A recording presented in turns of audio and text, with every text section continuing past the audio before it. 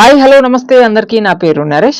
రైతు భరోసాకి సంబంధించి వార్త మరి యాసంగి రైతు భరోసా కోసం రైతులందరూ అయితే ఎదురు చూస్తున్నారు. కానీ ప్రభుత్వం నుంచి ఎటువంటి సమాచారం అయితే లేదు ఇంతవరకు.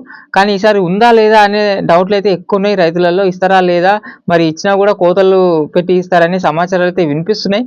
ఎందుకంటే దీనికి సంబంధించి ఇంతకుముందు మొన్న ఈ మధ్య తుమ్మల నాగేశ్వరరావు మాట్లాడుతూ ఈసారి మళ్ళీ సాగు చేసే భూములకి రైతు భరోసా ఇస్తామని కూడా చెప్పింది అన్నట్టు. దీనికి సంబంధించి శాటిలైట్ ద్వారా సర్వే చేస్తారంట. శాటిలైట్ ద్వారా సర్వే చేపించి రైతు సాగు చేసే భూములకి రైతు భరోసా ఇస్తామని కూడా మొన్న చెప్పిండు. దానికి సంబంధించిన పరిశోధనలు జరుగుతున్నాయి అగ్రికల్చర్ యూనివర్సిటీలో.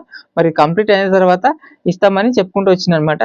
మరి అందుకే అనుమానాలు పెరిగినాయి. ఒకవేళ ఇచ్చినా కూడా చాలా వరకు కోతలు పడతాయి అన్నట్టు. ఒక 70 లక్షల ఎకరాల వరకు రైతు భరోసా రాదన్నట్టు. ఎందుకంటే ఇది డ్రామా అనేది మొదట్లో చేసిరు కదా. మనకు ఫస్ట్ లో ఈ ప్రభుత్వం వచ్చిన తర్వాత ఒకసారి కరెక్ట్ గా వచ్చింది. అప్పుడు కేసీఆర్ డిసెంబర్ లో ఇచ్చే, రైతు జనవరిలో ఇచ్చేది. అప్పుడు కేసీఆర్ ప్రభుత్వం విడుదల చేసే డబ్బులు అయితే విడుదల చేసిరు. తర్వాత అసలే ఇయ్యలేదు, టోటల్ గా ఎగ్గొట్టేసిరు. అప్పుడు దేని కారణంగా రైతు భరోసా మీద సమీక్షలని, కమిటీలని ఎవరెవరికి ఇవ్వాలి, ఇంత కేసీఆర్ అయితే 100 ఎకరాలకు ఇచ్చారు మేము ఆ రకరకాల కారణాలు చెప్తూ ఒకసారి అయితే ఎగ్గొట్టారు. తర్వాత అయితే మరి జనవరిలో 3 నెలలకు మార్చి వరకు టోటల్ గా ఇస్తామని చెప్పి మార్చి వరకు 4 ఎకరాల వరకే ఇచ్చారు. 3 ఎకరాలు 4 ఎకరాల వరకే రైతు భరోసా ఇచ్చారు. మనకు ఎకరానికి 15,000 అని చెప్పి 12,000 చేసి 4 ఎకరాలకే రైతు భరోసా సాగు చేసే భూములకి అని అప్పుడు చెప్పారు అన్నట్టు. ఆ తర్వాత అప్పుడు కూడా ముందరికి వెళ్ళి 4 ఎకరాల వరకు వచ్చినాయి, అందరికి తెలిసిందే. తర్వాత మళ్ళా వానాకాలం అప్పుడు 9 రోజుల్లో 9,000 కోట్లు అని మళ్ళీ మొత్తం ఇచ్చేసారు. అందరికి ఇస్తున్నామని చెప్పి వీళ్ళు కూడా ఇచ్చారు. ఎందుకంటే అప్పుడు ఎలక్షన్స్ పోవాలి, సర్పంచ్ ఎన్నికలకు పోవాలని, ఆ ఎన్నికలు ఉంటాయేమో అని అప్పుడు 9 రోజుల్లో 9,000 కోట్లు టక్క విడుదల చేశారు. అప్పుడు కూడా అందరికి రాలేదు. రంగారెడ్డి, హైదరాబాద్ సరౌండింగ్స్ లో ఉన్న రైతులకైతే అప్పుడు కూడా ఇవ్వలేదు. ఎందుకంటే వాళ్ళకు భూముల రేట్లు ఎక్కువ ఉంటే అక్కడికి అవసరం లేదు, వాళ్ళు ఉన్నోళ్ళే అని వాళ్ళకి ఇవ్వలేదు అన్నట్టు. మరి ఈసారి మళ్ళీ డ్రామా మొదలు పెట్టిరు.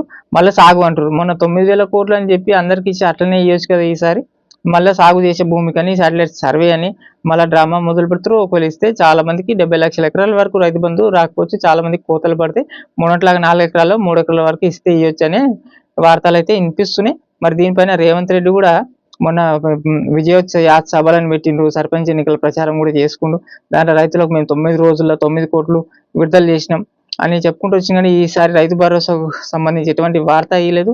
మళ్ళీ గ్లోబల్ సమ్మిట్ అని కార్యక్రమాలు చేపెడుతుండు, దాంట్లో పెట్టుబడులు అని రకరకాల గవర్నమెంట్ అయితే ఆ పనిలో బిజీగా ఉంది. వాటి గురించి కూడా సపరేట్ వార్త చేస్తాను.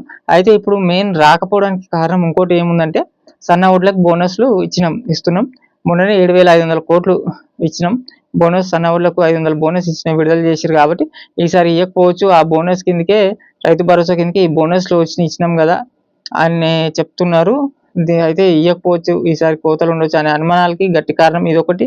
మరొకటి, ఈ రోజు నుంచి మొక్కజొన్నకి డబ్బులు అయితే 585 కోట్లు విడుదల చేశారు అనమాట. క్వింటాల్కి 2,400 చొప్పున ఈ రోజు మొక్కజొన్నలకు ప్రభుత్వానికి అమ్మిన వాళ్ళకి ఈ రోజు డబ్బులు అయితే విడుదల అవుతున్నాయి. ఈ రోజు నుంచి అయితే డబ్బులు పడతాయని ఈ రోజు వార్త వచ్చింది, తుమ్మల నాగేశ్వరరావు చెప్పింది.